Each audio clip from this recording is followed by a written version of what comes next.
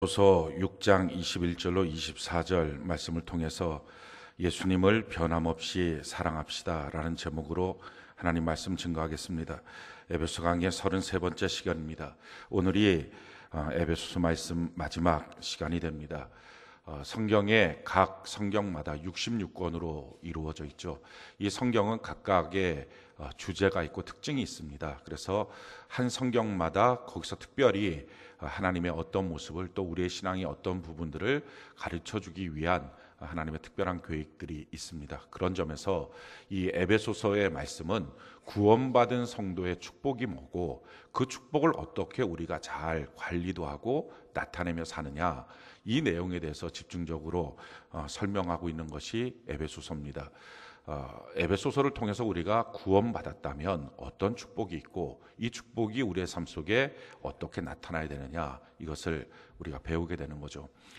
가장 핵심적인 구절이 에베소서 1장 3절부터 6절까지의 말씀입니다. 우리 같이 한번 읽어볼까요? 에베소서 1장 3절 6절 같이 한 목소리 시작. 찬송하리로다. 하나님 곧 우리 주 예수 그리스도의 아버지께서 그리스도 안에서 하늘에 속한 모든 신령한 복을 우리에게 주시되, 곧 창세 전에 그리스도 안에서 우리를 택하사 우리로 사랑 안에서 그 앞에 거룩하고 흠이 없게 하시려고 그 기쁘신 뜻대로 우리를 예정하사 예수 그리스도로 말미암아 자기의 아들들이 되게 하셨으니, 이는 그가 사랑하시는 자 안에서 우리에게 거저 주시는 바 그의 은혜의 영광을 찬송하게 하려는 것이라. 우리가 예수를 믿으면 구원을 받습니다. 구원을 받았다라고 하는 말은 헬라어, 이 신약 성경에 헬라어로 쓰여져 있는데 헬라어 언어로 소테리아라고 하는 말입니다. 건져냄을 받았다라는 것입니다. 그러니까 죄와 저주와 가난과 질병과 사망과 마귀로부터 그렇게 건져냄을 받았다, 세상으로부터 건져냄을 받았다, 이 뜻이 구원입니다. 이렇게 건져냄을 받았다라고 하는 것이 구원인데, 이 구원은 어떠한 노력을 통해서 이루어지는 게 아니라 예수님을 믿음으로 우리가 얻게 되는 것입니다. 예수님을 믿으면 우리가 구원을 이처럼 받는데, 이 구원을 받게 되면 우리에게 나타나는 축복이 뭐냐? 오늘 성경을 보면 두 가지의 축복을 중점적으로 말하고 있습니다. 제일 첫 번째는 예수 그리스도 안으로 들어가는 축복이 있다라는 것입니다. 오늘 3절에 보니까 예수 그리스도의 아버지께서 그리스도 안에서라고 말합니다. 4절에는 곧 창세전에 그리스도 안에서라고 말하고요. 6절에는 그가 사랑하시는 자 안에서, 이렇게 자꾸 안에서, 예수님 안에서라고 말합니다. 예수를 믿는다는 것은요, 예수님 밖에 있다가 예수님 안으로 들어가게 된다 하는 것입니다. 우리는 단지 예수님을 그냥 믿었는데, 그런데 놀라운 것은 우리의 위치가 바뀌어졌다는 것입니다. 내가 알지 못하는 사이에 예수 밖에 있던 내가 예수 안으로 들어가게 되었다는 것입니다. 그래서 성경이 이것을 이렇게 설명합니다. 에베소 2장 12절로 13절 우리 같이 한번 읽어봅시다. 시작.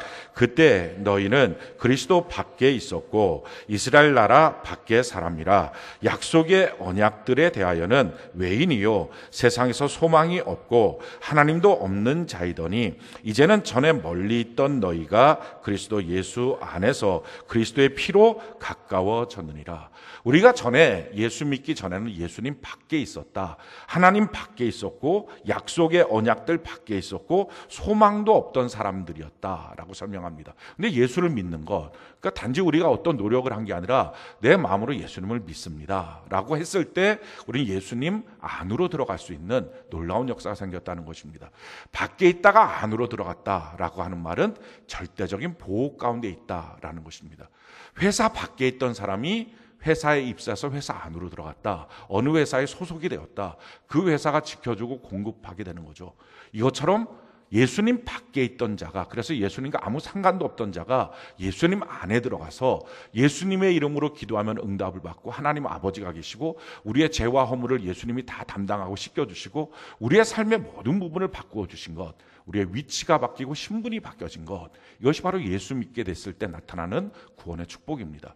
또 한 가지를 설명을 하고 있는데, 우리의 인생이 방황하는 인생, 허비하는 인생이 아니라 예정된 코스로 진행되는 진행되는 인생이 되었다 하는 것입니다. 4절 5절에 보니까 곧 창세전에 그리스도 안에서 우리를 택하사 우리로 사랑 안에서 그 앞에 거룩하고 흠이 없게 하시려고 그 기쁘신 뜻대로 우리를 예정하사 예수 그리스도로 말미암아 자기의 아들들이 되게 하셨으니, 하나님 우리를 예정해 주셨다라는 것입니다.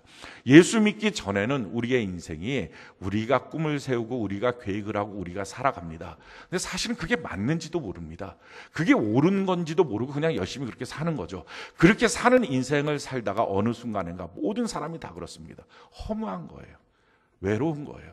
나이 40, 50이 되면 많은 사람들이 우울증에 걸리는 이유, 유명한 사람들도 공황장애 뭐 이런 병에 빠지는 이유들은 자기가 지금 뭐 하고 있나, 방향을 잃어버리는 거예요. 왜 살고 있나, 내가 도대체 왜 열심히 했나. 열심히 할 때는 모르는데 열심히 하던 일이 잠깐 한 텀이 끝나고 나면 인생에 대한 허무함을 느끼고 내가 왜 살고 있었는지 방향을 모르는 것입니다. 그런데 예수님 안으로 들어오고 나면, 우리가 구원을 받고 나면 우리의 인생에 대해서 하나님이 뭐라고 말씀하시냐면 너의 인생을 이제 예정했다는 것입니다. 방황하는 인생이 아니라 하나님이 인도하시는 인생이 됐습니다. 그래서 우리에게 다가오는 모든 일들이 어떤 어려움이 있어도 그 모든 것들은 거룩하고 흠이 없게 하시기 위한 하나님의 인도 가운데 있는 것입니다. 그래서 예수를 믿어서 구원을 받았다라고 하는 말은 크게 두 가지의 축복이 있습니다. 보호와 인도, 이 두 가지의 축복이 있는 거예요. 이게 너무 놀라운 축복이에요. 우리 인생을 살면서 자기 혼자 사는 게 아니라 하나님으로부터 보호를 받는다는 것, 그리고 내 미래를 아시는 하나님이 내 인생길을 인도하신다는 것, 이것은 예수를 믿기 때문에 얻어지는 구원의 축복입니다. 우리가 했던 것은 다른 거 없어요. 그냥 예수를 믿기만 한 거예요. 내 마음으로 이제 예수를 믿고 살아야지, 이것만 했는데 이런 인도와 보호를 받게 됐다는 것입니다. 그걸 성경이 우리에게 이렇게 설명합니다. 로마서 8장 30절 32절 우리 같이 한번 읽어볼까요? 시작. 또 미리 정하신 그들을 또한 부르시고 부르신 그들을 또한 의롭다 하시고 의롭다 하신 그들을 또한 영화롭게 하셨느니라. 그런즉 이 일에 대하여 우리가 무슨 말 하리요? 만일 하나님이 우리를 위하시면 누가 우리를 대적하리요? 자기 아들을 아끼지 아니하시고 우리 모든 사람을 위하여 내주시니가 어찌 그 아들과 함께 모든 것을 우리에게 주시지 아니하겠느냐. 성경 분명히 말합니다. 우리를 부르시고 의롭다 하시고 영화롭게 하신다. 지금 우리의 인생을 하나님이 불러주셔서 우리를 깨끗하게 만들어주시고 거룩하고 흠이 없게 만들어주시고, 그리고 어제보다 오늘이, 오늘보다 내일이 더 영광스러운 삶으로 하나님이 인도하여 주신다는 거예요. 그래서 하나님의 인도 가운데, 그 코스업 가운데, 그 예정 가운데 우리가 하루하루 살게 된다는 것입니다. 우리는 어떤 일이 닥칠지 모릅니다. 그런데 무슨 일이 만나도 우리 하나님이 우리와 함께 하십니다. 우리를 인도하고 계십니다. 우리를 팽개치지 않는다는 거예요. 이게 예수 믿고 얻게 된 놀라운 구원의 축복입니다. 뿐만 아니라 하나님께서 우리를 보호하시는데, 그런즉 이 일에 대하여 우리가 무슨 말 하리요? 만일 하나님이 우리를 위하시면 누가 우리를 대적하리요? 하나님이 우리를 위해 주신다는, 하나님이 내 편이 되어 주신다는 거예요. 누가 우리에게 대적하겠느냐? 자기 아들을 아끼지 아니하시고 우리 모든 사람을 위하여 내주시니가 어찌 그 아들과 함께 모든 것을 우리에게 주시지 않겠느냐. 아들까지 주신 하나님이 우리가 하나님께 구하고 기도하면 넉넉하게 모든 것을 주시게 될 줄로 믿습니다. 할렐루야. 이 놀라운 복, 보호와 인도를 받게 되는 것, 이것이 예수 믿고 얻게 된 구원의 축복입니다. 내가 예수를 믿기만 했는데 이 놀라운 구원의 축복들을 하나님이 주신 것입니다. 우리가 지금 예수를 믿고 있다면 다 이 복을 받은 것입니다. 자, 이 복을 받았다면 이제부터 우리가 어떻게 살아야 할까요? 예수 믿는 사람들은 어떻게 살아야 합니까? 한 가지예요. 이 놀라운 은혜와 축복, 이게 어디에 있습니까? 성경에 기록되어 있는 거예요. 이 성경에 기록되는 이 말이 내 삶을 통해서 증명되도록 사는 것입니다. 이게 진짜라고 하는 걸. 세상 사람들은 성경에 기록되어 있는 말에 대해서 그렇게 도전받지 않습니다. 그냥 글이니까 그렇지, 성경이니까 그렇지, 종교적인 경전이니까 그렇지, 설교 시간에 설교하는 말을 듣고서 그냥 목사님이니까 저렇게 설교하지라고 말합니다. 그런데 예수 믿고 정말 내가 구원을 받았다면 이 구원의 축복이 성경에만 기록된 게 아니라 우리 삶에 나타나야 되겠죠. 그게 진짜겠죠. 그래서 우리가 사는 이유는 한 가지예요. 이 말씀이, 성경에 기록되는 이 말씀이 내 삶을 통해서 나타나서 내가 정말 구원받았음을 증명하는 것입니다. 할렐루야. 뿐만 아니라 다른 사람들이 봤을 때 진짜 하나님이 계시네, 진짜 성경이 맞네, 이것이 우리의 삶에 증명되도록 사는 것, 이것이 우리의 삶이에요. 우리가 만약에 평생을 살면서 예수 믿고 나는 구원을 받았다고 자기는 믿고 말하는데 하나님이 구원받은 자에게 주시는 이 약속의 축복들이 내 삶을 통해서 하나도 나타나지 않으면서 살고 있다면 사실은 구원받은 거 아닙니다. 어떻게 그게 그럴 수가 있겠어요? 성경에 분명히 그렇게 나타났는데, 그러니까 둘 중에 하나가 틀린 거예요. 내가 구원을 못 받았던지 아니면 하나님이 거짓말을 하시던지. 근데 둘 다 우리에게는 비극이죠. 자기가 구원을 못 받았던 것도 비극이고 하나님이 거짓말하시는 분이다, 어떻게 그분을 신뢰합니까? 그럴 수 없어요. 그러니까 정말 하나님을 믿고 예수님을 내가 믿는다, 그러면 믿는 자에게 주시는 복이 이런 것들이다 라고 성경에 기록되어 있다면 그것이 내 삶에 증명되고 나타나야 진짜 내가 구원받았음이 확인되는 것이고요, 내 마음으로만 믿는 정도가 아니라 그게 확인되는 것이고, 우리 주변 사람들이 야, 너를 보니까 정말 하나님 계시네, 성경이 너의 삶을 통해서 증명되고 있네, 이게 되는 거죠. 이런 삶을 사는 거예요. 이게 그리스도인의 삶의 이유입니다. 그래서 성경이 우리에게 이렇게 말합니다. 에베소서 2장 20절 22절 우리 같이 한번 읽어봅시다. 시작. 너희는 사도들과 선지자들의 터 위에 세우심을 입은 자라. 그리스도 예수께서 친히 모퉁이 돌이 되셨느니라. 그의 안에서 건물마다 서로 연결하여 주 안에서 성전이 되어가고 너희도 성령 안에서 하나님이 거하실 처소가 되기 위하여 그리스도 예수 안에서 함께 지어져 가느니라. 우리는 선지자와 사도들의 터 위에 세우심을 받았다. 그들의 DNA가 우리 안에 있다는 것입니다. 그래서 우리 안에서 그런 역사들이 충분히 나타날 수 있고 우리 하나님이 거하실 수 있도록 우리가 지어져 가게 된다는 것입니다. 예수 믿는 첫날부터 그런 효과와 능력과 구원의 모습들이 나타나지 않을 수는 있습니다. 그러나 우리의 삶의 평생을 통해서 점점 분명하게 나타나는 것입니다. 그게 예수 믿는 거예요. 그게 진짜예요. 사실은 예수 믿는다고 말하면서 자기가 자기에게 속는 경우들이 있어요. 교회 생활 열심히 하고 있는 것, 성경은 말합니다. 그거 예수 믿는 것 증명될 수 없다는 거예요.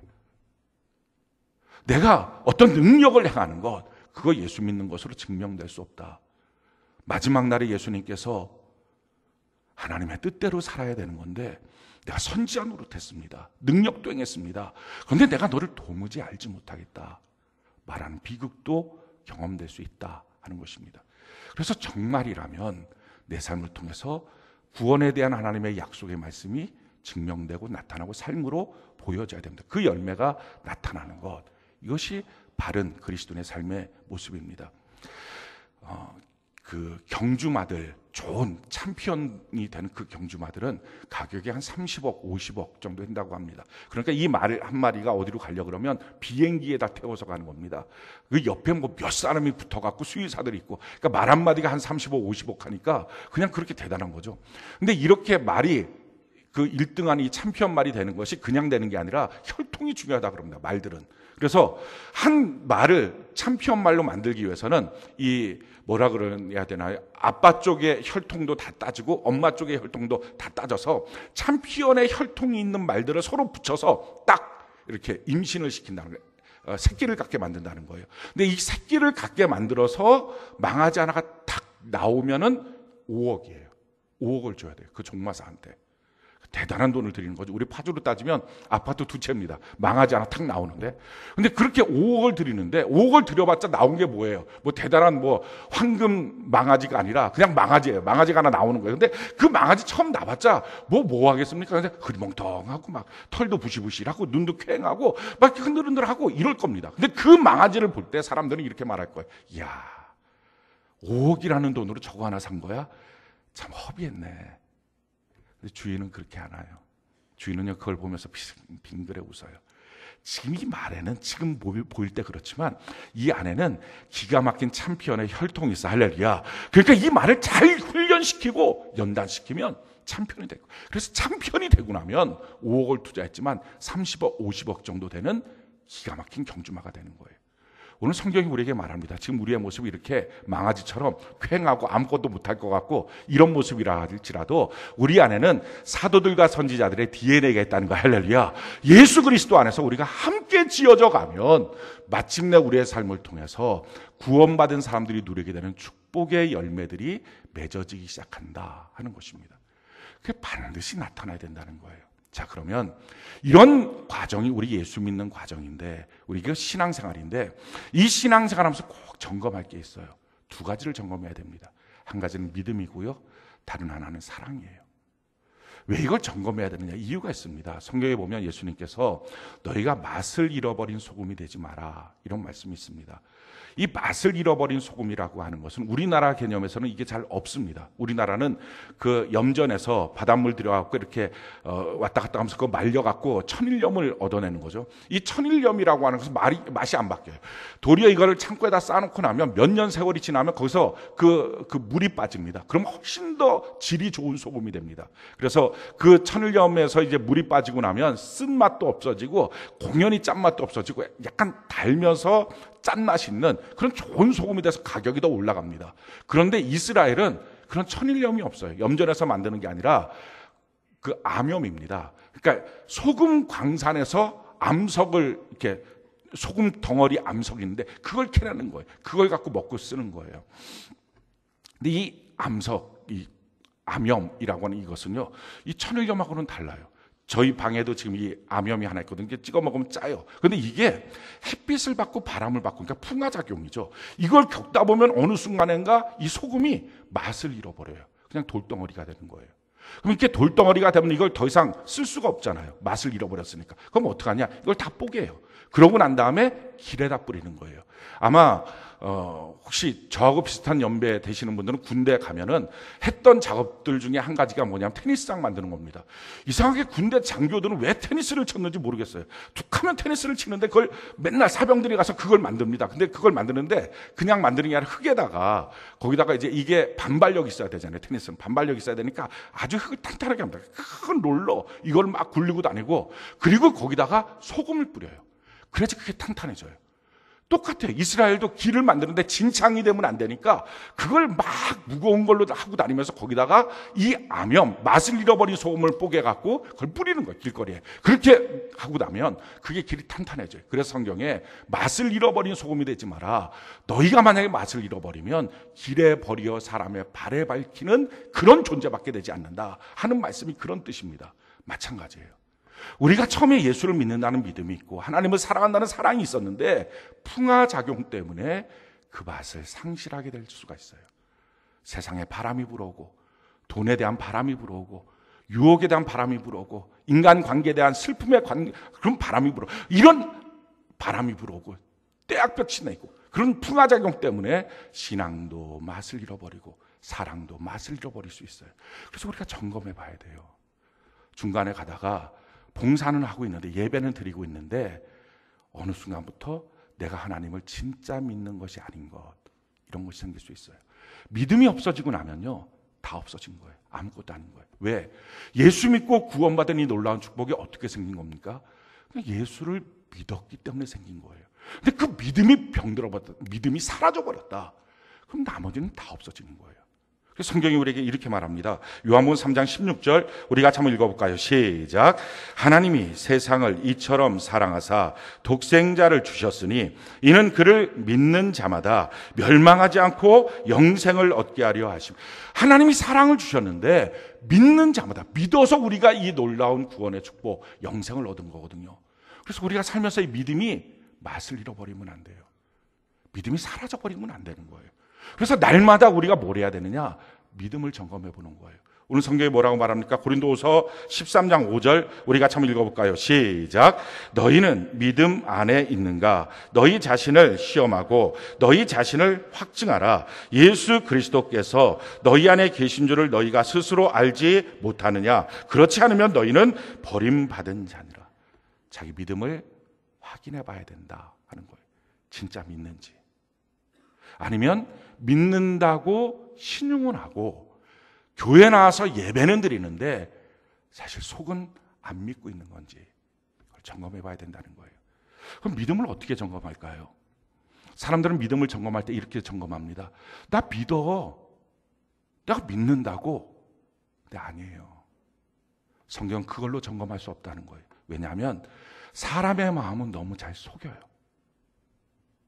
진짜가 아닌데 가짜라고 말할 수 없기 때문에 자기가 진짜라고 말하는 경우들이 너무 많아요. 그래서 그걸로 증명하는 게 아니라 내가 믿음이 있는지 없는지를 증명하는 유일한 방법을 성경은 가르쳐줬어요. 그게 뭐냐면은 열매예요. 열매가 있느냐 없느냐 이걸로 증명하는 거예요. 자, 마태복음 7장 16절로 20절 우리 같이 한번 읽어볼까요? 시작. 그들의 열매로 그들을 알지니 가시나무에서 포도를 또는 엉겅퀴에서 무화과를 따겠느냐. 이와 같이 좋은 나무마다 아름다운 열매를 맺고 못된 나무가 나쁜 열매를 맺나니 좋은 나무가 나쁜 열매를 맺을 수 없고 못된 나무가 아름다운 열매를 맺을 수 없느니라. 아름다운 열매를 맺지 아니하는 나무마다 찍혀 불에 던져지니라. 이러므로 그들의 열매로 그들을 알리라. 성경 너무나 분명합니다. 내 삶의 열매를 통해서 내가 예수님이 내 안에 계신다면, 예수님을 믿고 있다면, 그 좋은 것이 내 안에 있다면 예수의 열매가 맺어져야 되는 것이 마땅하고, 내 안에 예수가 없는데 어떻게 예수의 열매를 맺겠느냐라는 말이에요. 예수가 있다면 어떻게 예수의 열매가 안 맺어질 수 있겠느냐 하는 거예요. 그러니까 열매로 점검해 봐야 된다 하는 것입니다. 난 믿어. 나 예수님 정말 믿는다고. 내가 얼마나 예수님 믿는데 성경 그렇게 말하고 있지 않아요. 열매 있니? 이걸 물어봐요. 지금 열매가 있니? 예수 믿는 열매가 내 삶 속에 나타나고 있니? 열매가 맺혀지고 있니? 자, 그러면 이 열매를 무슨 열매로 볼까요? 성경에는 많은 열매들이 있는데 그중에 특별히 예수 믿게 될 때 가장 처음에 나타나는 4가지 열매를 가르쳐주고 있어요. 그 열매를 통해서 점검해 보라는 거예요. 정말 내가 예수 믿고 그 열매가 맺어지는지. 마찬가지로요, 내가 어느 날 믿음이 있었는데 믿음이 사라져버리고 나면, 맛을 잃어버리고 나면 이 4가지의 열매가 없어지기 시작해요. 그 내용이 뭐냐면은 에베소 4장 22절로 29절 우리 같이 한번 읽어볼까요? 시작. 너희는 유혹의 욕심을 따라 썩어져가는 구습을 따르는 옛사람을 벗어버리고 오직 너희의 심령이 새롭게 되어 하나님을 따라 의와 진리의 거룩함으로 지으심을 받은 새 사람을 입으라. 그런즉 거짓을 버리고 각각 그 이웃과 더불어 참된 것을 말하라. 이는 우리가 서로 지체가 됨이라. 분을 내어도 죄를 짓지 말며 해가 지도록 분을 품지 말고 마귀에게 틈을 주지 말라. 도둑질하는 자는 다시 도둑질하지 말고 돌이켜 가난한 자에게 구제할 수 있도록 자기 손으로 수고하여 선한 일을 하라. 무릇 더러운 말은 너희 입 밖에도 내지 말고 오직 덕을 세우는 데 소용되는 대로 선한 말을 하여 듣는 자들에게 은혜를 끼치게 하라. 뭐라고 말합니까? 유혹의 욕심을 따라 썩어져가는 구습을 따는 옛사람 다 벗어버리고 예수 안에 믿음으로 새로운 사람이 되었다는 것. 예수 밖에 있던 사람이 예수 안으로 들어갔다는 것입니다. 그러면 예수 안으로 들어가면 그때부터 우리의 삶에는 놀라운 예수의 열매가 맺어진다는 거예요. 그 열매 중에서 가장 첫 번째 나타나는 열매, 그것이 뭡니까? 25절에 보니까 거짓이 없어져요. 진실을 말하기 시작해요. 거짓말하면 불편해져요. 그 다음에 뭐합니까? 분노가 사라지기 시작해요. 아무거나 놓고 화내지 않아요. 점점점 분노를 절제해요. 자, 그 다음에 뭐를 합니까? 도둑질하지 않아요. 그 다음에는요, 더러운 말들을 하지 않아요. 이게 지금 믿음이 있을 때 나타나는 열매의 특징들입니다. 자, 근데 이 믿음이 상실됐어요. 점점점 믿음이 빛을 잃어가요. 그러고 나면 없어졌던 이게 다시 생기기 시작해요. 다시 거짓말하기 시작하고요. 화를 내기 시작하고요. 도둑질하기 시작하고요. 더러운 음란의 말들을 하기 시작해요. 지금 어떻습니까, 여러분들은? 내가 정말 믿음이 살아있는지, 아니면 믿음이 병들고 믿음이 죽어가고 있는지 열매로 아는 것입니다. 그래서 우리의 삶을 지금 점검해 봐야 합니다. 만약에 내가 지금 믿음이 병들었다면 그냥 종교생활 하는 것 갖고는 안 됩니다. 힘써서 주님께로 돌이켜야 합니다. 또 한 가지 우리가 점검해야 될 것은요, 사랑이에요. 우리 평생에 살면서 가장 두려운 일은 이것입니다. 마지막 날 주 앞에 섰을 때 너는 믿음도 없었고 사랑도 없었어. 그 말을 들을까 봐. 그게 너무 두려워요. 평생에 주의 일을 한다고 열심히 했는데, 평생에 열심히 달려왔는데, 나는 그래서 주의 목사의 노릇도 하고 이것도 하고 저것도 했습니다 라고 말할 때 주님께서 아니, 너는 믿음도 없었고 넌 사랑도 없었어. 너 평생 함께 있는 너의 아내 넌 사랑하지 않았어. 너의 남편 너 사랑하지 않았어. 너희 자녀, 너희 부모 너 사랑하지 않았어. 주님, 너 사랑하지 않았어. 그러실까 봐. 그게 가장 두려운 일이에요. 왜 이처럼 사랑이 중요합니까? 성경이 이것을 이렇게 말하죠. 요한일서 4장 7절 8절 우리 같이 한번 읽어볼까요? 시작. 사랑하는 자들아, 우리가 서로 사랑하자. 사랑은 하나님께 속한 것이니 사랑하는 자마다 하나님으로부터 나서 하나님을 알고 사랑하지 아니하는 자는 하나님을 알지 못하나니 이는 하나님은 사랑이십니다. 하나님을 알면 사랑할 수 있고요, 하나님을 모르는 사람은 사랑할 수 없다는 거예요. 내가 했던 모든 일들이 사실은 사랑을 위한 것이 아니고 사랑 때문에 했던 결정, 사랑 때문에 했던 말이 아니라 내 이익을 위하여 내 마음대로 내 고집대로 살고 싶어서 한 거라면 우리는 하나님과 무관한 사람이 될 것입니다. 우리가 과연 사랑하는 사람인지 이걸 우리가 한번 점검해 봐야 돼요. 성경은 사랑의 가치를 이렇게 설명합니다. 고린도전서 13장 1절 3절 우리 같이 한번 읽어볼까요? 시작. 내가 사람의 방언과 천사의 말을 할지라도 사랑이 없으면 소리나는 구리와 울리는 꽹과리가 되고 내가 예언하는 능력이 있어 모든 비밀과 모든 지식을 알고 또 산을 옮길 만한 모든 믿음이 있을지라도 사랑이 없으면 내가 아무것도 아니요 내가 내게 있는 모든 것으로 구제하고 또 내 몸을 불사르게 내줄지라도 사랑이 없으면 내게 아무 유익이 없느니라. 사랑을 놓고서 설명하는데요, 사람의 방언, 천사의 말, 사람의 방언, 우리가 말만 잘해도 능력 있는 사람이 됩니다. 그냥 한국말만 잘해도 능력인데 그게 아니라 한 5개 국어, 6개 국어 한다. 그럼 그것만 갖고서도 뭐 평생 먹고 삽니다. 언어만 잘한다는 것, 사람들의 방언만 잘한다는 것, 이것만 해도 대단한 능력이죠. 근데 거기다가 덧붙여서 천사들이 하는 말까지 한다면 이런 능력자가 어디 있어요? 근데 그렇게 아무리 언어에 대한 능력이 있어도 사랑이 없으면 소리나는 구리와 울리는 꽹과리밖에 안 된다. 아무 소용없다는 거예요. 2절에 보니까 내가 예언하는 능력이 있어 모든 비밀과 모든 지식을 알고, 예언의 능력이라는 게 엘리사 선지자를 보니까요, 아람 군대가 이스라엘 공격하기 위해서 전쟁을 하려 이렇게 전략을 세웁니다. 이 길로 가자, 여기를 공격해보자. 그런데 놀라운 것은 엘리사 선생님이 그냥 집에서 기도만 하면 그걸 다 가르쳐 주시는 거예요. 이게 예언의 능력이에요. 다 가르쳐 주는 거예요. 그러니까 이렇게 하면 이렇게 방어하고 저렇게 하면 저렇게 방어하고, 그러니까 이것을 왕한테, 이스라엘 왕한테 얘기해서 이리로 방어하십시오, 저리로 방어하십시오. 이렇게 하는 거예요. 우리가 이 예언의 은사를 받으면 우리의 삶 속에 사업이 망할 수가 없는 거예요. 하나님의 인도하심을 다 할 수 있는 거예요. 할렐루야. 이 놀라운 능력도 있고, 게다가 한 걸음 더 나가서 산을 옮길 만한 믿음이 있는 거예요. 산 같은 문제가 있어도 그걸 다 옮겨버리는 능력이 있는 거예요. 이 믿음이 있는 거예요. 얼마나 대단합니까? 이런 어마어마한 능력이 있어도 사랑이 없으면 아무것도 아니라는 거예요. 그만큼 중요한 게 사랑이라는 거예요. 왜? 그런 것들이 다 있어도 사랑이 없으면 마지막 날 예수님께서 너는 사랑이 없었어, 너랑 나랑 아무 상관이 없어, 이 말씀을 하신다는 거예요. 자기 몸에 있는 모든 것을 불사르게 내주고 자기 모든 것을 갖고 구제해도 사랑이 마음속에 없다면 소용없다 하는 것입니다. 그래서 우리가 신앙생활하면서 사랑이 있는지를 점검해 봐야 합니다. 근데 참 좋은 것은요, 사랑은 숨길 수가 없어요. 사랑은 그냥 감정이입이 되고 자꾸 생각나고 가슴이 떨리고 사랑이 나타나요. 사랑은 숨길 수가 없어요. 중국 그 대학생들을 위한 설교하는 그 코스타 대회에서 어떤 한국인 목사님이 이제 설교를 하시는데 중국인 통역을 세워서 이제 설교를 하신 겁니다. 근데 중국 통역이 아주 잘 중국말도 하고 한국말도 잘하는 중국 사람인데, 이 중국 사람을 세워갖고 이제 통역을 해서 설교를 하는데, 그 설교 중간에 예수님께서 우리의 모든 죄를 위하여 십자가에 못 박혀 죽으심으로 우리가 구원을 받았습니다, 이렇게 말씀한 거예요. 이거 너무 기독교에서는 아주 기본적인 말이고요. 이 정도는 설교 통역을 한다 그러면 다 통역을 할 수 있는 겁니다. 근데 그 말을 했는데 옆에 있던 그 통역사가 통역을 안 하고 있는 거예요.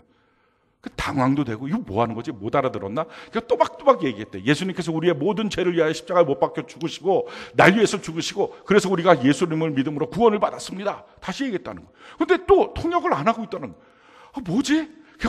더 큰 소리, 이제 화가 나갖고 예수님께서 나의 모든 죄를 위해 십자가에 못 박혀 죽으시고 그 십자가의 은혜로 우리가 구원을 받았습니다 하고 이제 째려보려고 딱 쳐다봤다는 거예요. 근데 그때 그 통역사를 보니까요, 펑펑펑펑 울고 있더라는 거예요. 사랑은 숨길 수가 없어요. 예수님을 사랑했던 사도 바울, 그가 이렇게 자신의 사랑을 고백합니다. 빌립보서 3장 7절로 9절, 우리가 한번 한 목소리 한번 읽어볼까요? 시작. 그러나 무엇이든지 내게 유익하던 것을 내가 그리스도를 위하여 다 해로 여길 뿐더러 또한 모든 것을 해로 여김은 내 주 그리스도 예수를 아는 지식이 가장 고상하기 때문이라. 내가 그리를 위하여 모든 것을 잃어버리고 배설물로 여김은 그리스도를 얻고 그 안에서 발견되려 함이니 내가 가진 의는 율법에서 난 것이 아니요 오직 그리스도를 믿음으로 말미암은 것이니 곧 믿음으로 하나님께로부터 난 의라. 구구절절 예수님이에요. 예수님 때문에 나한테 가장 소중했던 것, 그것도 나는 아무것도 아닌 것처럼 배설물처럼 여겼다. 예수님을 얻고 싶어서 내 삶에는 모든 것들을 난 다 버려도 너무 쉽게 아깝지 않았습니다. 사랑은 이렇게 숨길 수가 없는 거예요. 사랑하는 성도 여러분, 지금 여러분들이 예수 믿고 구원을 받았다고 한다면 그 믿음은 그대로 있습니까? 그 사랑도 있습니까? 만약 그 믿음과 사랑이 이미 맛을 잃어버려서 길거리에 던져져서 밟히는 정도라면 그렇게 그냥 신앙생활 할 수는 없지 않습니까? 어느 날 주님 앞에 섰을 때 내가 너 모른다, 너 구원받은 거 아니야 하시지 않겠어요? 너 혼자 구원받았다고 설치지 마. 너 지식으로 구원받는 거 아니고 그냥 너 마음대로 구원받는 게 아니잖니. 근데 난 너를 정말 모른다. 너를 통해서 열매도 없고 너를 통해서 믿음도 없고 너를 통해서 사랑도 없다 라고 한다면 이게 얼마나 신앙생활의 비극입니까? 우리가 점검하고 돌이켜야 돼요. 오늘 성경 본문이 우리에게 이렇게 말합니다. 우리 에베소 6장 24절 우리가 한번 한 목소리 읽어볼까요? 시작. 우리 주 예수 그리스도를 변함없이 사랑하는 모든 자에게 은혜가 있을지어다. 에베소 말씀을 통해서 하나님이 우리를 얼마나 사랑하시는지, 예수 믿고 구원받은 은혜와 축복이 무엇이고 이것을 유지하는 삶의 모습에 어떤 놀라운 은혜가 있는지를 잘 알고 있었다면, 이렇게 제대로 신앙생활했다면 이 고백을 하게 된다는 거예요. 누구든지 예수 그리스도를 변함없이 사랑할 수 있다는 것입니다. 오늘 우리에게도 이 고백이 필요합니다. 내가 예수님을 내 평생에 주님 만난 그날부터 앞으로 사는 그날까지 변함없이 사랑하겠습니다. 할렐루야. 이 고백이 있어야 됩니다. 어느 날 우리가 주님 만날지 모릅니다. 근데 만나는 그날에 너야말로 참 믿음이 있다. 너야말로 참 사랑이 있구나. 내가 널 잘 안다. 착하고 충성된 종아, 너 수고했다. 우리의 흐르는 눈물을 닦아주시는 예수님을 만날 때 그것이 얼마나 행복한 것이고, 만약 그 정반대의 상황이라면 얼마나 비극입니까? 우리가 지금 이 믿음과 사랑이 있는지, 변함없이 사랑하는지. 만약 이게 없다면 나는 왜 사랑이 안 될까요? 왜 나는 그런 믿음이 없을까요? 왜 나는 이런 충성과 순종이 안 될까요? 라고 말하기 전에 먼저 혹시 예수님과 나와의 관계가 무너진 것은 아닌지 점검해 봐야 합니다. 오늘 우리에게 변함없이 사랑하기 위해서 필요한 것이 무엇입니까? 두 가지가 필요해요. 자, 23절 우리가 한번 읽어봅시다. 시작. 아버지 하나님과 주 예수 그리스도로부터 평안과 믿음을 겸한 사랑이 형제들에게 있을지어다. 평안과 믿음을 겸한 하나님의 사랑을 한없이 받으면 어떻게 우리가 주를 향한 믿음과 사랑이 변질될 수 있겠어요? 그걸 우리가 드릴 수 있겠죠. 혹시 만약에 이런 사랑을 여러분들이 한없이 공급받고 있지 못한다면 왜 나한테는 이런 사랑이 없고 왜 나한테는 이런 믿음의 확증들이 없나요? 라고 말하기 전에 점검해 볼 게 있어요. 조금 전에 말씀드렸던 것처럼 하나님과 자기 자신과의 관계가 괜찮은지 점검해 보시기 바라요. 어저께 우리 교사들 모임 시간을 가지면서 한 가지 이런 질문들을 갖고 나누었어요. 어떤 좋았던 관계가 있는데 이 좋았던 관계가 무너진 경험들이 있느냐? 그랬더니 대체로 있더라고요. 아주 좋았던, 아주 친했던 관계인데 이게 무너지는 경우들을 경험했다는 거예요. 이게 어떤 때는 부부 관계일 수도 있고요. 이게 어느 때는 친구 관계일 수도 있고 동업하는 관계일 수도 있어요. 이게 무너졌다는 거예요. 그래갖고 이게 왜 무너졌습니까? 무엇 때문에 무너졌습니까? 그랬더니 대체로 하는 말이 한 가지더라고요. 나를 인정해주지 않을 때, 나를 무시할 때, 나를 함부로 대할 때, 더 이상 내가 그와 교제할 이유를 못 느끼겠습니다. 이 말을 해요. 만약에 누군가가 여러분들을 함부로 여기고 여러분들의 존재라고 하는 부분을 이해도 안 해주고 무시하기 시작한다면 어떻게 좋은 관계가 계속 유지가 되겠어요? 하나밖에 없는 친구가 있는 거예요. 정말 나한테는 둘도 없는 친구인 거죠. 그 친구랑 같이 생일날 만나서, 내 생일날 만나서 같이 식사하기로 한 거예요. 자, 이런 약속을 해갖고 미리 약속해서 그날을 이제 기다리고 있는데 그 전날에 이 친구가 전화가 온 거예요. 미안해, 내일 약속 못 지켰어. 왜? 갑자기 다른 친구가 만나자 그러네. 이런 경우가 한번 생겼다고 상상을 해봅시다. 어떨까요, 기분이? 되게 속상하겠죠. 속상한 이유가 뭘까요? 밥을 못 먹어서? 생일잔치 못해서? 아니에요. 그거 안 해도 상관없어요. 어차피 내년이면 또 들어와요. 지금 속상한 건 뭐예요? 나는 그 사람이 내 하나밖에 없는 친구라고 생각했어요. 그래서 정말 그 시간이 너무나 소중했고 그 시간을 만나고 싶었어요. 근데 그 사람은 나를 그 정도밖에 생각 안 하니 그게 속상한 거예요. 넌 다른 친구한테 연락 오면 쉽게 버릴 만큼 아무것도 아니니 내가 그런 존재니 이게 속상한 거죠. 자, 그렇게 되고 난 다음에 그 친구가 우리 만나서 커피 한 잔해. 그럼 어떻게 할까? 기분 좋아. 다시 나한테 돌아오는구나. 절대 안 그럴 거예요. 우리가 이렇게 반응할 거예요. 알았어. 스케줄표 좀 보고. 사실 스케줄 하나도 없으면서 스케줄표 좀 보고. 이게 뭔가 마음이 안 좋은 거예요. 그래갖고 서로 소통이 잘 안 되는 거죠. 자, 이 관계를 그대로 우리가 하나님 앞에 대입시켜 봅시다. 하나님과 우리와의 관계. 하나님 우리에게 자기 아들을 죽였어요.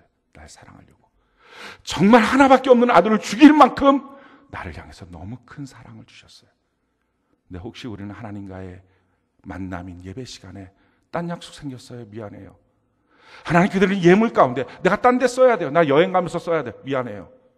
어차피 이 관계가 수없이 반복되면서 어느 날인가 내가 그냥 기분 좋으면 기분 좋고 내가 기분이 뚝 떨어지면 뚝 떨어지고 함부로 행하면서 하나님은 어떤 마음일까를 전혀 생각하지 않고 있었다면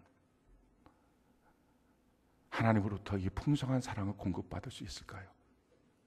우리는 이런 착각을 합니다. 하나님이니까 내가 뭘 어떻게 행동해도 하나님은 다 내가 아무리 엉망진창해도 돌이켜서 하나님께만 나가면 하나님 나를 그냥 다 받아줄 거야. 나를 다 사랑해 줄 거야. 아니에요. 하나님은 인격적이신 하나님이에요. 하나님은 사랑이 많고 은혜로우신 분입니다. 근데 그것이 내가 그러니까 하나님을 함부로 해도 된다라고 하는 말이 아니에요. 그건 착각하신 거예요. 말라기서 말씀을 보면 말라기 1장 6절부터 10절까지를 보면 너가 다른 사람한테도 못할 것을 어떻게 나한테 하니? 이게 하나님의 말씀이에요. 너가 다른 사람한테도 그렇게 인간관계 쌓지도 못하는 걸 어떻게 하나님 앞에 하니? 어떻게 너는 하나님이 그렇게 쉽니? 우습니? 근데 너무 놀라워요. 이렇게 말씀하신 하나님이 그 후로 400년 동안 이스라엘 백성들에게 말을 안 해요. 그것이 영적인 침묵 기간이에요. 하나님은 언제든지 우리가 돌이키기만 하면 좋아하신다고요. 사랑하신다고요. 언제든지 말씀하신다고요. 안 그래요. 어떤 분들이 이렇게 말합니다. 왜 나는 신앙생활은 순종이 잘 안 될까요? 순종하기가 이렇게 힘들까요? 뭘 하면 순종하는 게 어려울까요? 아니에요. 정말 하나님이 나한테 직접 말씀하신다면, 내가 그 음성을 듣는다면 누가 순종이 안 되겠어요? 순종처럼 쉬운 건 없어요. 예수 믿는 사람 다 잡아 죽이겠다. 다메섹으로 갔던 사도 바울도 직접 예수님을 만나니까 예수님께서 너가 핍박하는 예수야. 나는 나를 위한 그릇으로 쓰고 싶어. 예수 믿는 사람 잡아 죽이려고 했던 그 사람도 예수님의 말씀을 직접 듣고 나니까 한순간에 바뀌는 거예요. 난 예수를 위해서 내 목숨도 바치겠습니다. 누가 순종이 어렵대요? 왜 어려운 거예요? 예수님의 음성을 직접 들을 수가 없어서. 성경을 하나님의 말씀이라는 걸 압니다. 설교 시간에 하나님의 말씀을 듣는다는 걸 압니다. 근데 문제는 나와 하나님과의 관계가 이미 무너져서 하나님은 나를 향해서 더 이상 말씀하지 않을 수 있어요. 성경은 보지만 지식이고 설교는 듣지만 강연밖에 안 되는데 어떻게 그 말씀대로 우리가 순종이 되겠냐고요. 그러니까 순종이 어려워졌다는 말은 하나님과의 관계가 이미 무너졌다는 얘기예요. 왜 무너졌어요? 하나님에게 우선순위를 안 두니까, 하나님을 쉽고 함부로 여기니까, 내가 하고 싶은 대로 마음대로 해버리니까, 그러니까 당연히 하나님과의 관계는 무너져서 믿음도 사랑도 이제는 헛것이 된 거예요. 우선순위를 두는 것, 하나님 앞에 하나님을 하나님으로 인정하는 것, 그래야 하나님부터 진정한 공급을 받을 수 있습니다. 사랑하는 성도 여러분, 정말 우리의 신앙을 한번 점검해 봅시다. 하나님을 하나님으로 인정하는지. 우리가 하나님 앞에 기도할 때도요, 기도의 내용 중요합니다. 내가 하나님 앞에 이런 걸 구합니다, 중요합니다. 근데 그것보다 훨씬 더 중요한 게 있어요. 기도의 자세예요. 제가 남성 셀장 모임 때 이런 예를 들었어요. 우리 남성 셀장 중에 한 셀장을 예를 들면서 이덕인 사님 예를 들었거든요. 이덕인 사님이 아들이 민규가 있습니다. 근데 그 민규가 절대 그런 거 아니에요. 너무 착실한 아이예요. 근데 만약에 예를 들어본 거예요. 이 민규가 이덕인 사님 집에 들어왔는데 주변에 손을 딱 꽂고 자기 학교에서 필요한 거예요. 그래서 아버지한테 얘기하면 아버지가 반드시 주는 거죠. 너무 당연히 주는 거예요. 근데 그거를 손을 딱 꽂고 아버지를 향해서 아버지 그것 좀 주세요, 이게 아니고 야 그것 좀 줘 라고 만약에 했다고 합시다. 아니 그러면 당연히 주는 거지만 일단 주는 것을 고사하고 눈에서 불부터 튀어나오겠죠. 뭐 이런 놈의 자식이 있어? 이렇게 되겠죠. 기도는요, 내용도 중요하지만 자세와 태도가 너무 중요해요. 우리의 예배는, 우리의 기도는, 우리의 신앙생활은 하나님을 하나님으로 인정하고 있는지. 왜 순종이 안 될까요? 왜 믿음이 안 생길까요? 왜 하나님을 향한 사랑이 나는 안 생길까요? 그것은 어쩌면 그렇게 지금까지 하나님을 대우하며 살았기 때문일 수 있습니다. 회복은 어떻게 하면 될까요? 나를 속상하게 한 친구인 거죠. 그 친구가 약속을 깨고 이제 다른 친구 만나러 간 거예요. 그러다가 어느 날 이 친구가 생각하는 거예요. 아니지, 나는 저 친구가 꼭 필요해. 정말 내 인생에 그 친구밖에 없어. 생각해보니까 그 친구가 정말 필요해 하는 마음을 갖고 오는 거예요. 그래서 미안해 라고 말할 때 미안해 한마디 좋아 고마워 하는 사람 없어요. 좀 애씀이 필요할 거예요. 노력이 필요할 거예요. 그 노력 가운데 무엇을 볼까요?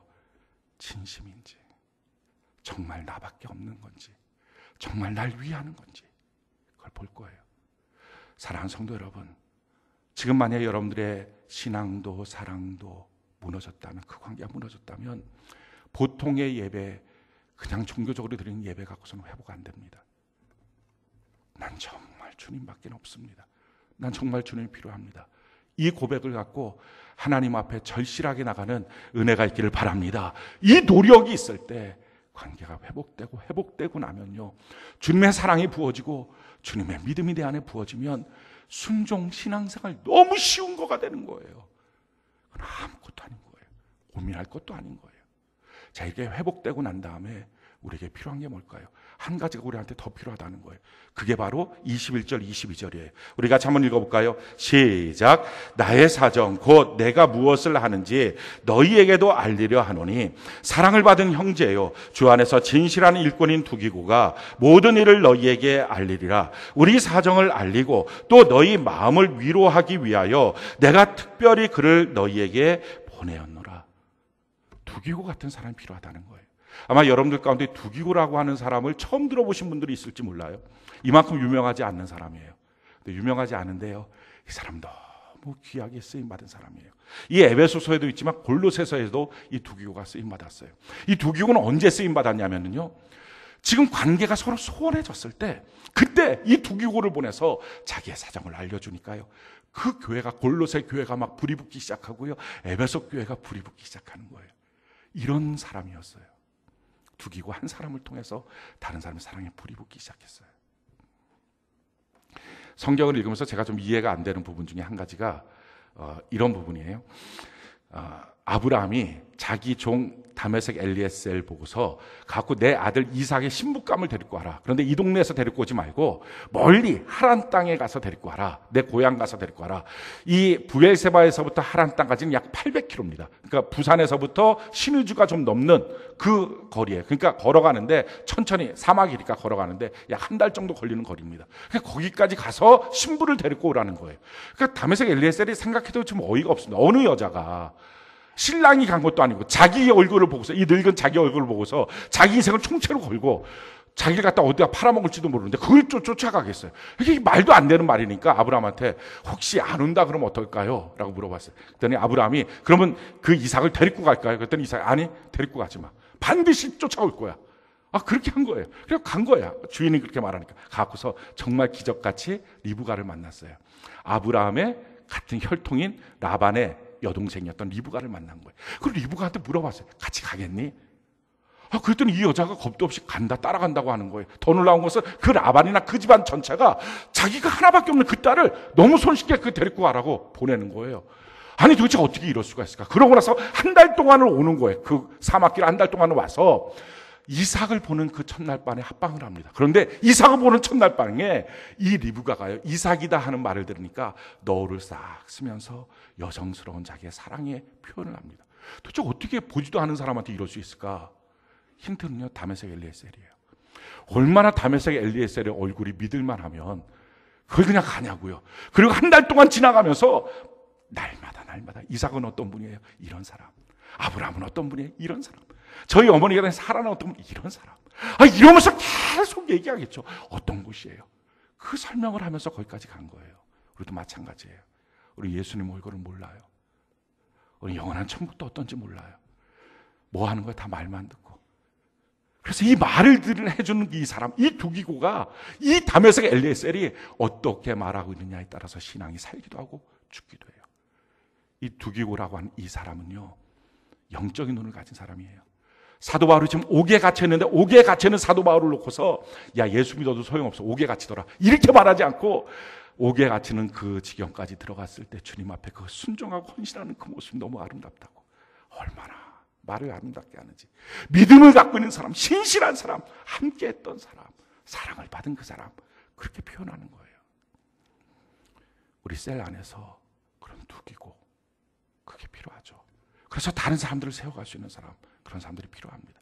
우리 가정 안에서 이 두기고가 필요합니다. 여러분들이 지금 예배를 드릴 때 성령께서의 감동도 있고 은혜도 있지만 마귀도 이 시간 도전하거든요. 그럼 마귀가 어떻게 도전합니까? 졸음으로, 딴 생각으로. 그래서 자꾸 딴 생각하는 거예요. 딴 생각 들어오는 거예요. 또 어떤 때는 허튼 짓으로, 쓸데없이 와서 보면은 주보 탐리증이 있어요. 평상시에 주보 보지도 않으면서 느닷없이 그냥 주보만 읽고 있는 이런 경우들도 있어요. 또 일찍 왔다 빨리 가고 뭐 이런 여러 가지의 방법을 통해서 마귀가 예배 가운데 하나님을 만나지 못하도록 도전합니다. 근데 셀예배 시간에도 도전해요. 셀예배 시간에 어떻게 도전합니까? 이런 졸음 뭐 이런 거 할 수가 없잖아요. 한 가지로 도전해요. 말로 도전해요. 내가 하는 그 말이 누군가의 신앙을 살려주는 게 아니고요, 누군가의 신앙을 흔들어버려요. 죽여버려요. 내가 무슨 말을 하고 있는지, 내가 어떻게 신앙생활을 하고 있는지, 내가 누군가에게 두기고가 되고 있는지, 그 전에 꼭 필요한 것은 내 마음속에 정말 하나님을 향한 사랑과 믿음이 항상 살아있는지 그걸 점검해야 됩니다. 사랑하는 성도 여러분, 우리가 예수를 믿는다면, 정말 예수를 믿는 거라면 성경에 나와 있는 예수 믿는 자가 누리게 되는 구원의 축복들을 다 누릴 것입니다. 그것이 내 삶을 통해서 증명되고 나타나는 삶, 그것이 예수 믿는 삶입니다. 내 평생을 통해서 만약에 그것이 증명되지 않는다면 그럼 구원받은 게 아닙니다. 우리가 정신 바짝 차리고요, 정말 그런 사람이라면, 아니면 이미 구원을 받았으나 맛을 다 잃어버렸다면 똑같은 겁니다. 그 다음에 이제 회복이 돼야 돼요. 난 정말 주님밖에 없습니다.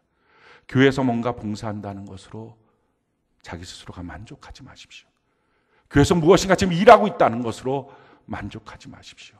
정말 중요한 것은 봉사하고 일하고 무엇인가를 하고 있다는 것이 내가 주를 향하여 정말 믿고 있고 주님을 사랑한다는 것을 증명하진 않습니다. 그게 없다면 아무것도 아니에요. 뭘 해도 사랑이 없다면 아무것도 아니에요. 뭘 해도 믿음이 아니었다면 아무것도 아니에요. 지금 우리는 바꿀 수 있어요. 우리가 지금 우리의 삶 속에서 예수님 한 분만을 바라보고 변함없이 사랑하는 자로 우리가 살아가는 은혜가 있기를 예수님 이름으로 축원합니다. 그래서 우리의 삶을 통해서 내가 구원받은 자라고 하는 증거들이 나타나도록, 내가 예수님을 믿는데, 예수님이 내 안에 있는데 그 예수님의 열매가 내 삶을 통해서 나타나서 주변에 있는 많은 사람들이 맞다고, 난 성경에서 설교에서만 들었는데 널 보니까 삶을 통해서 나타난다고, 정말 하나님 살아계신다고, 그것이 증명되는 저와 여러분들에는 은혜가 있기를 예수님 이름으로 축원합니다.